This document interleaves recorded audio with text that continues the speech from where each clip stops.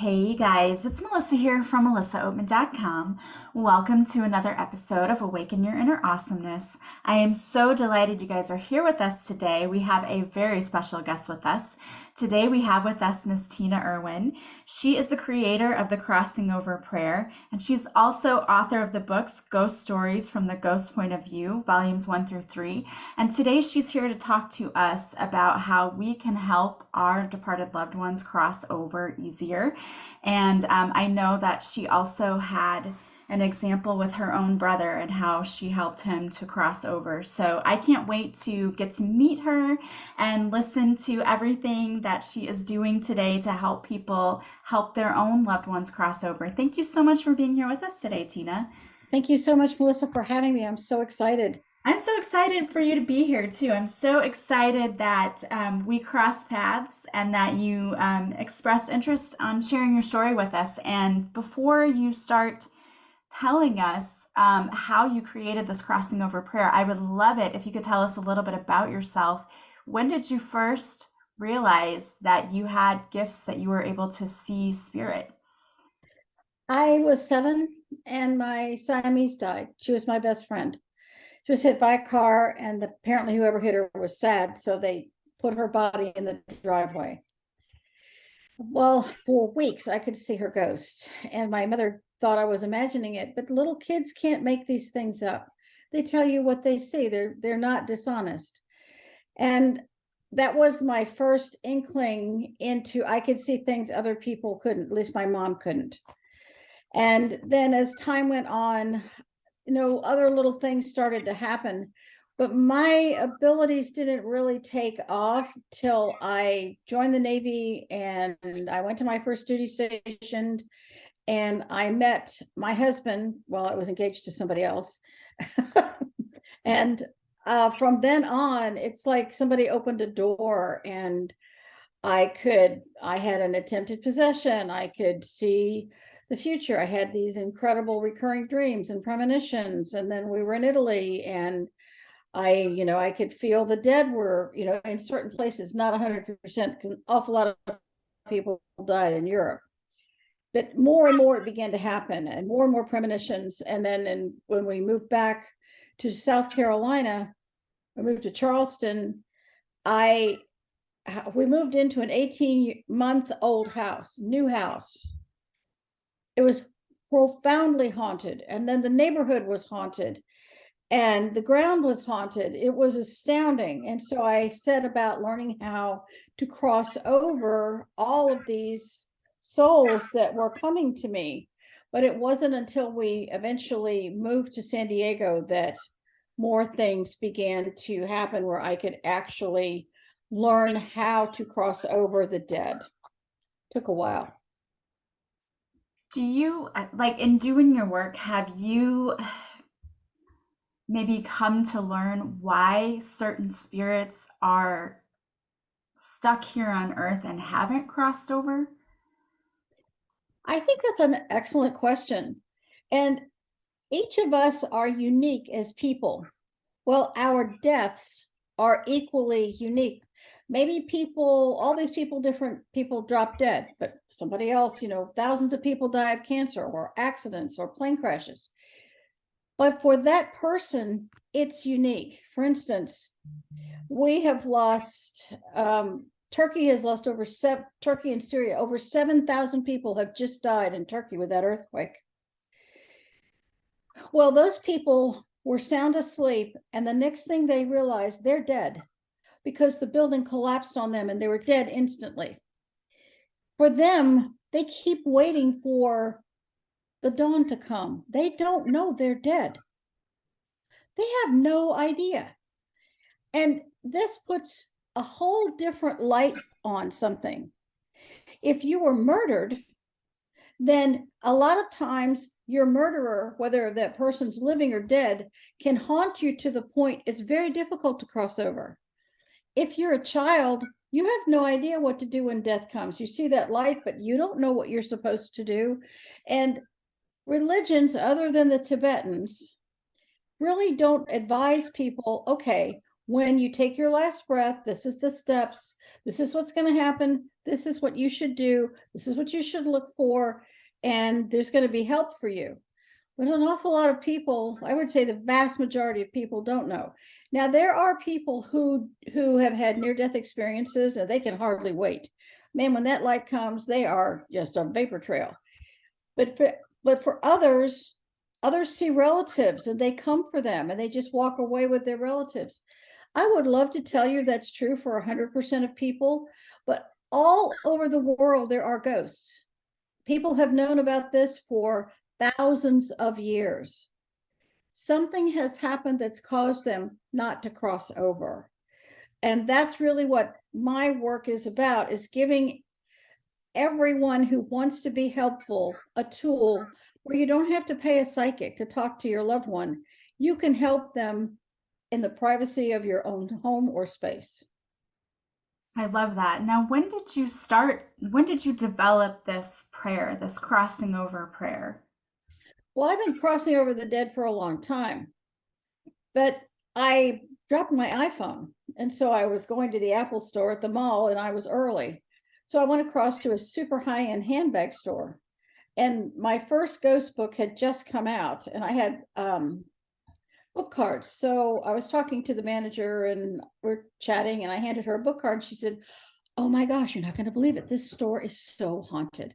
We see racks moving and stuff falls and we feel like we're being watched and nobody wants to open the store. Can you clear the store?" I said, "Sure, no problem."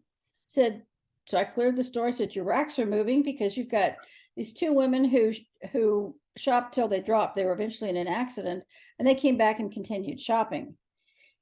You have several homeless people who love looking at pretty women." And so I cleared all that. I said, "If you have any more problems, here's my card. Let me know." And a couple of days later, she said, "I can feel like those people are gone, but we have new people. What can I do?" And I said, "You know what? I'm going to sit down and write a prayer. And I'm going to ask you if you would beta test it for me. Because, when you try something, you need to know if it works." So she said, "Oh my gosh, all of us will be your beta testers." Because she was the manager of the store. So she had spiritually the jurisdiction to agree to that. So I sat down and I wrote it, and I felt like I had a lot of guidance from the higher realms. And I tweaked it a little bit. And one of the things you will notice when you look at this prayer is that it says in stanza after stanza, "right now," because in the fourth dimension where ghosts reside, there's no time. There's no space. They travel with the speed of thought because they're not encumbered by the physicality of a physical body. And so she beta tested it. I made one or two more tweaks, and that's what it's been since 2012. And it works for her. Then I did a radio show in Belgium not long after that. And that show host beta tested it walking battlefields throughout Belgium and saying it over and over. And he would hear these "thank you, thank you, thank you, thank yous." So many soldiers just have no idea that the war ended or the battle ended or that they died. And this is the compassion every one of us will want for ourselves, this gentle kindness and the warmth of the light, which embraces you with this power of love that seeps into every cell in your being, every atom that is your essence, and fills you with this love and this light, and then provides you with guidance. And if you had an arduous life, you don't come back right away. You might have 150 or 1,000 years before you, earth-timed years before you come back. So that's how the prayer came to be, and it's been used all over the world now.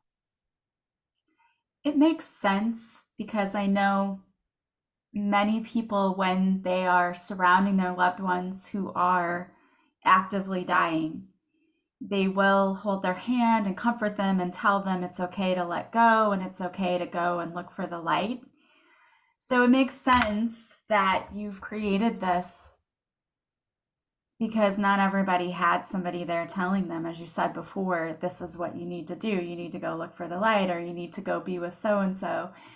And I love that you've created this so that anybody can help someone cross over.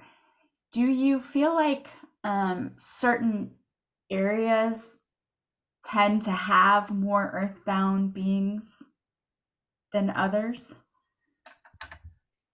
Well, yes.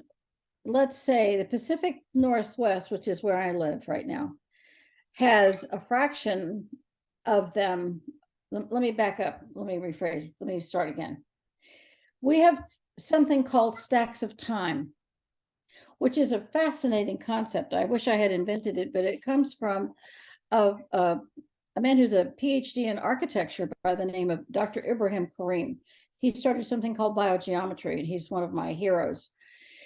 And I studied with him on and off for years. And he talks about stacks of time, and you have predecessor energy in all these stacks of time.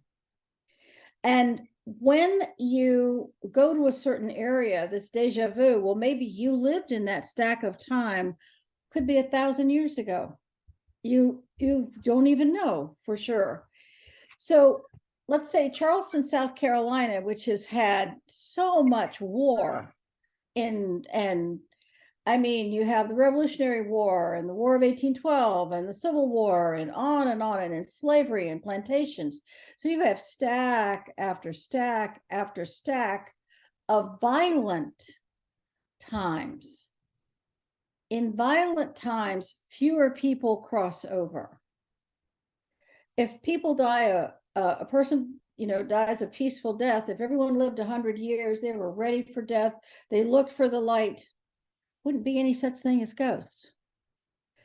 But because of so much predecessor energy, people not knowing that they're dead or denying death. I had a ghost in Virginia Beach who was in love with a homeowner. She died in, I think it was May of 1865. And she was so angry that she lived through the war and then died of jaundice. She knew she was dead. She knew the light came for her repeatedly. She says, I'm not leaving.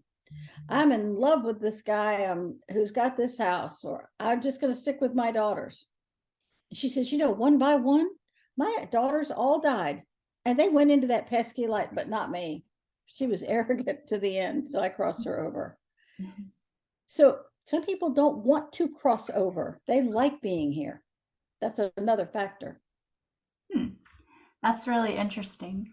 I've never thought about somebody not wanting to go into the light. You always usually hear that ghosts just don't realize, as you said before, that they're dead, or that they don't realize that there is a light.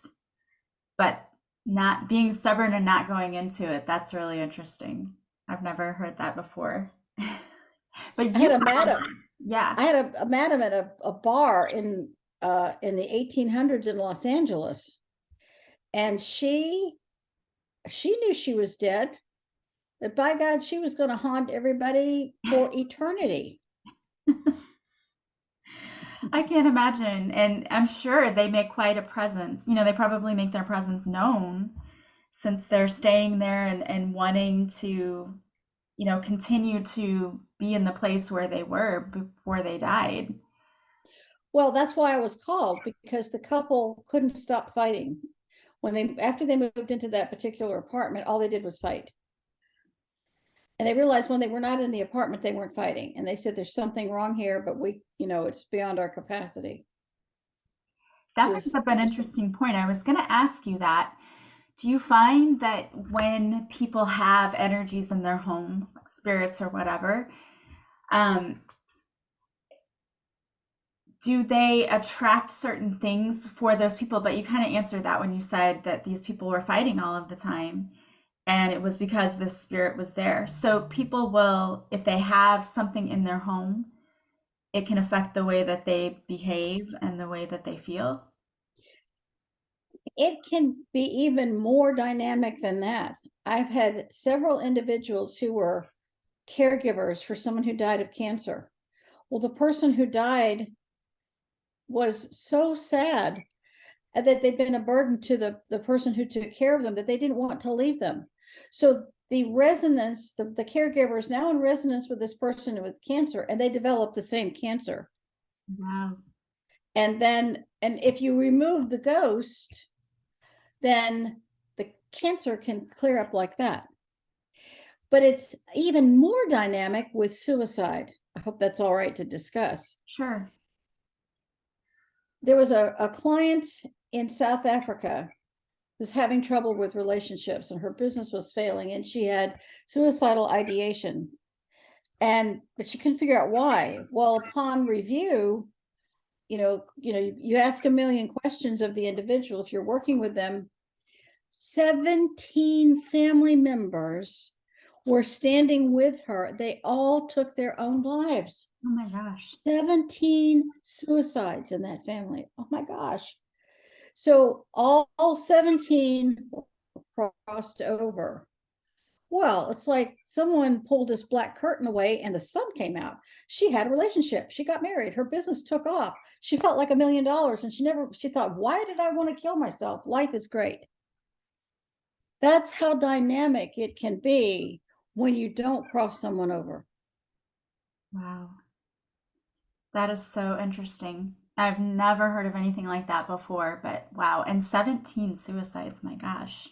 Well, if you look at it from the point of view that a suicide is a person who takes their own life is always sorry. I've crossed over thousands and thousands of them. They're always sorry. And they thought it was going to be so much better, but it isn't.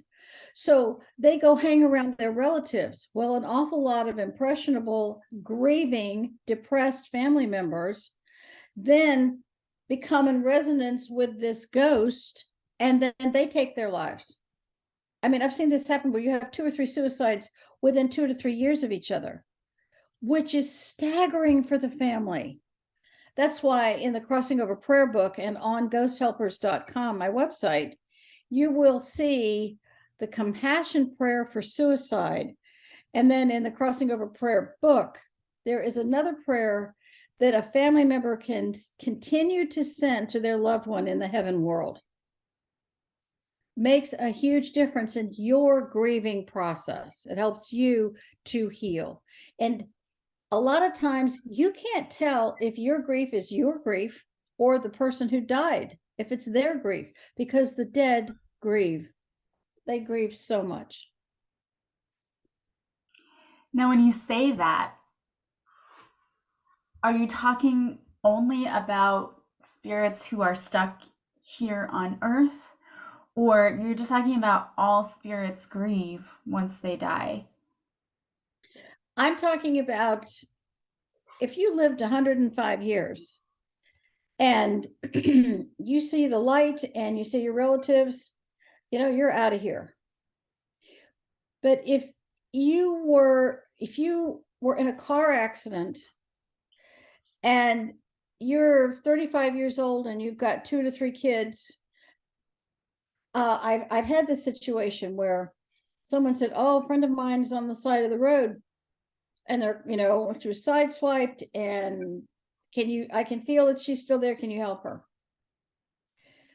And I have to tell her that she says, "Look, because I'm remote viewing and I'm projecting to the location. I'm not physically going there."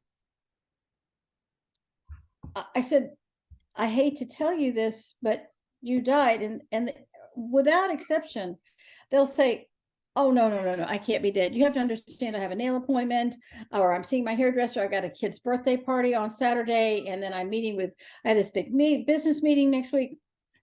I can't be dead. I have too much to do." And then you take a deep breath and say, "So sorry, do you see your car over there? You died in that accident, and it's over. And this angel I brought in to assist you is going to cross you over into that beautiful light." And what happens is the person goes into a sort of, I don't know, spiritual shock when you cross them over. And they're sad. They're so sad. And they'll say, "But I had a life." Isn't that verbatim what Patrick Swayze says in the movie Ghost? He sees the light, he doesn't go. And after he's murdered, he's still running after the perpetrator. He doesn't realize he's died until he looks over and sees his girlfriend and his body. And he goes, "I had a life. I had a life." I've heard that a million times.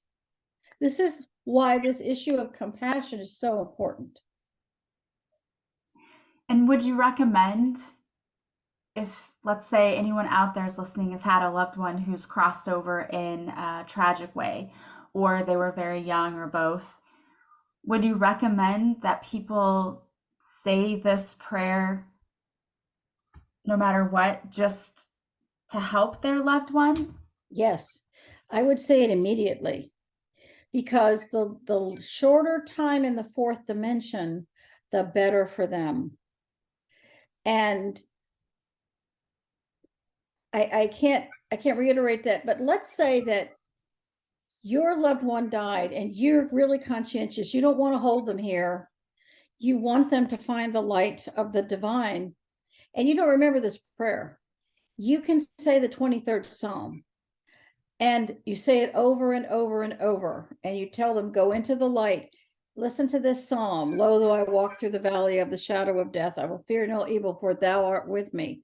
And just say it over and over and over. And then this light starts to appear. And so I want to be extremely clear about that. And that psalm exists in virtually every faith in the world. It's not just the Christian faith. Lots and lots of people have some version of it. Lots and lots of faiths, I mean. And I watched a video clip of you talking about, um, and I hope it's okay to bring up your own brother's passing. And he had asked you what happens when you die. So, in your own words, what happens to people when they die? Well, whether you die instantaneously or you fall into a coma and then you eventually flatline and you're in a hospital and your family's with you, not everyone has that benefit. But what happens is, and the Tibetans describe this beautifully in the Tibetan Book of Living and Dying. So if anyone wants to say, well, where did she get that? That's where this description comes from. The vital heat begins to leave the body. This is just a casing. And we are attached, we as souls are attached to the mortal frame through something called the silver cord. And that silver cord is attached in the heart, because the seed atom of the soul lives in the heart. And that's how, if you astral project or you travel in the dream time, the silver cord is pretty amazing. It tethers you to your physical body.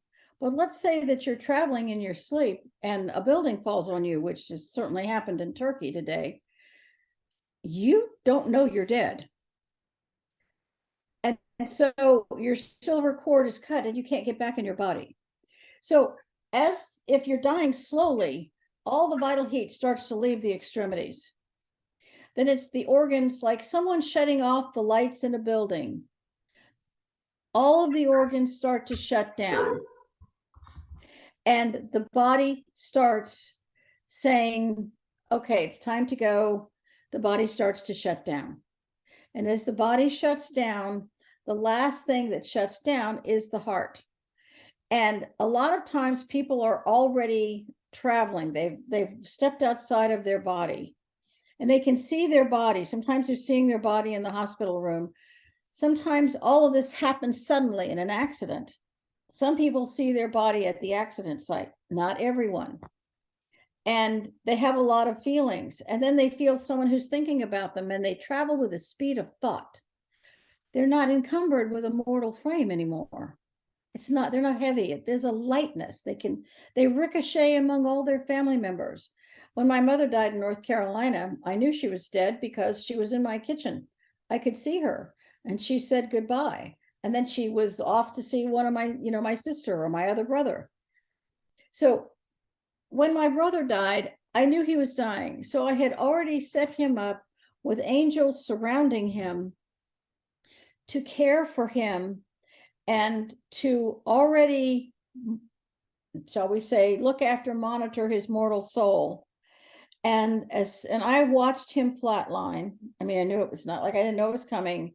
And within, a couple seconds, I had watching the teams, and he crossed right over. It was quite the welcome. He was an amazing man. And it was a really positive thing to do. And so what happens when you die is that the body shuts down, the soul exits the body, and it has to go somewhere. And if if we look at the second law of thermodynamics, which is energy is neither created nor destroyed, then that which is the energy that animates each of us cannot be destroyed. We have to have that energy go somewhere. It enters the fourth dimension, no time, no space, no gravity, as a step up transformer to enable us to find the light and move into the heaven world or the fifth dimension. And and if you see the light and you immediately go into it and it embraces you, it's so fabulous, and then you're gone, and it reduces the grief your family has because they're not feeling your grief too. So that's a kind of a rough idea of what happens. That's really fascinating. And interesting. Um, just to think about, I think it's hard for our human brains to wrap around that idea of what happens to us as we go. But you have so much experience with this. So you've written several books about your own experiences with crossing ghosts over, but from the ghost point of view. Tell us a little bit about that. Well, everyone writes ghost stories because they love the spine tingling fear of what happens. And but no one understands what is it like from the ghost viewpoint. If you're that ghost, what is it like for you? What are you feeling? What are you experiencing?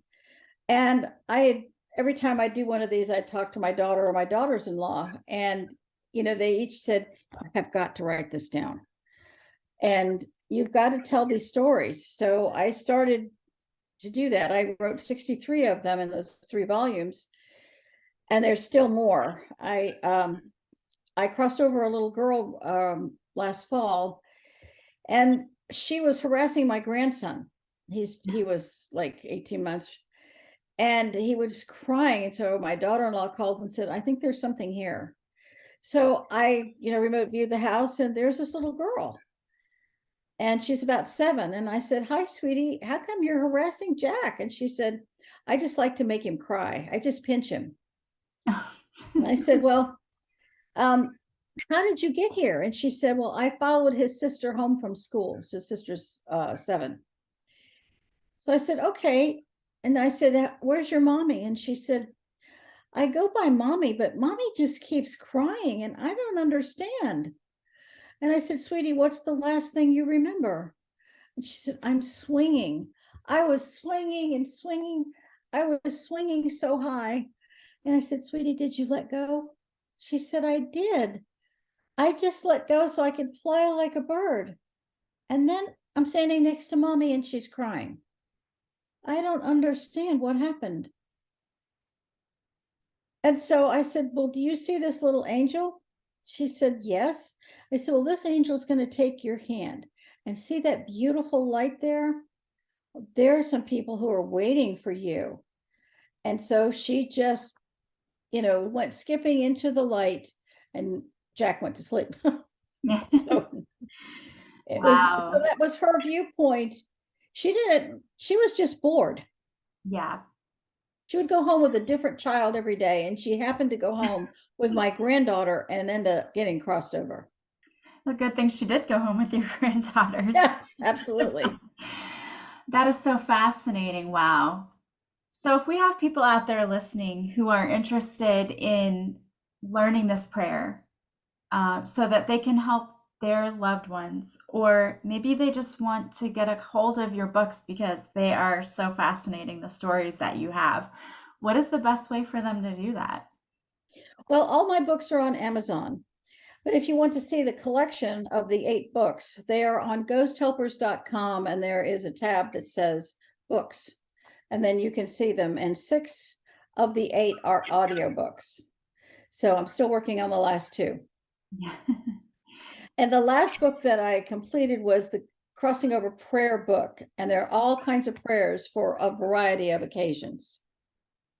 Awesome. And we will have the link in the show notes too. So if anyone wants to go there, they're certainly welcome to do that. But you have So much information and so many resources out there. I love that. I just want to thank you so much for everything that you're doing because it is so needed right now. It is. We have too many people dropping dead and their families go into shock, and maybe you can help them. Yes, absolutely. Well, thank you so much for being here with us today and sharing your stories. They're so fascinating, and I can attest that her books are also fascinating because I was fortunate enough to be able to read part of some of your books. So I encourage everyone to go and check those out. They're available on Amazon. And also go check out our website because the crossing over prayer, I mean, what a beautiful gift that someone can give to help their loved one make the transition easier. That's Yes, it awesome. is. It is the compassion each and every one of us will want for ourselves. Yes. Melissa, thank you so much. Really Thank appreciate you this. so much. I am so happy you were here with us today, and this was such a fascinating conversation. Keep shining your light and doing what you do, and thank you again for being here with us. Oh, you're very welcome. Thank you for having me. And I want to thank all of you for being here with us today as well. As always, if you like this podcast, please subscribe. Please leave a positive review from wherever you're listening. And the greatest compliment you can pay me is to share this podcast with anyone you think might enjoy it. Join me over on Patreon, and you can see the video of this podcast today. And you'll also get a lot of added bonus content. We do live card readings on Mondays, and we also do live master classes each month. It is a lot of fun. It's a great place to have community, meet amazing people who love and support you. We'd love to have you over there. And you can get a free 7-day trial now if you go and join. I hope that you guys have a beautiful day from wherever you're listening. As always, I am sending you so much love and light, and I will talk to you soon. Bye, guys.